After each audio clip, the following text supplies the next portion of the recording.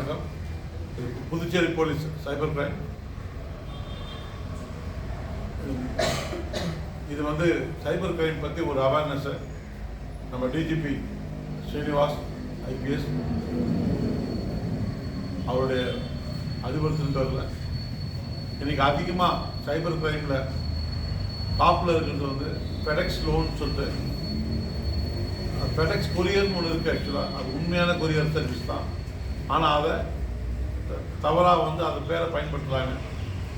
அதே மாதிரி டெலகிராம் டாஸ்க்னு சொல்கிறாங்க. டெலகிராம் டாஸ்க்னா அது ஒன்றும் பெரிய விஷயம் கிடையாது.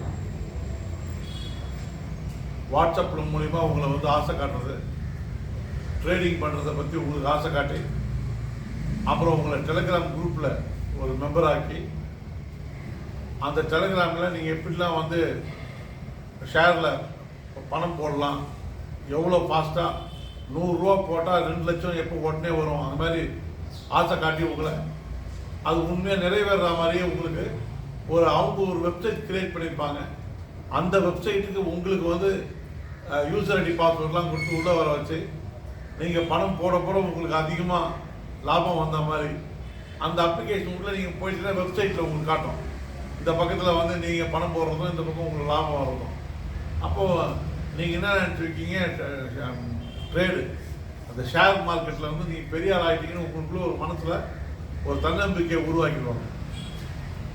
ஆனால் கடைசியாக நீங்கள் உள்ளே போய் ஷேர்னு எல்லாம் போட்டு நல்லா இது பண்ணக்குள்ள உங்கள்கிட்ட எந்த அளவுக்கு புழுங்க மூலியமாக பிடிக்கிடுவாங்க. நீங்கள் இன்னும் அதிகமாக லாபம் சம்பாதிச்சா மாதிரி இருக்கும். அந்த லாபத்துலேருந்து பணம் எடுத்து திருப்பி நீங்கள் ஷேரில் போகிறதுக்கு ட்ரை பண்ணக்குள்ள தான் உங்களுக்கு தெரியும் நீங்கள் ஏமாற்றப்பட்டது.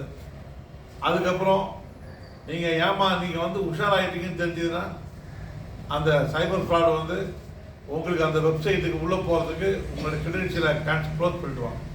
அதுக்கப்புறம் நீங்கள் அந்த வெப்சைட் உள்ளே போக முடியாது. பணம் போனது தான். அதுக்கப்புறம் நீங்கள் இங்கே வரணும்.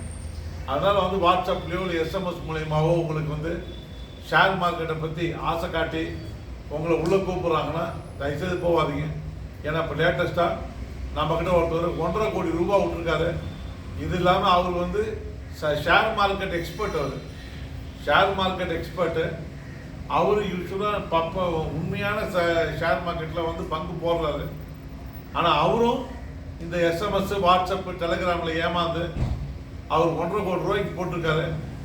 நாங்கள் முதல்ல சந்தேகப்பட்டோம். ஆனால் இருந்தாலும் அது எல்லாம் அவருடைய சொந்த பணம் தான் தெரிஞ்சது. அது சம்மந்தமாக வழக்கு பதிவு பண்ணியிருக்கிறோம். இது இன்னொரு வீடியோவில் பார்ப்போம்.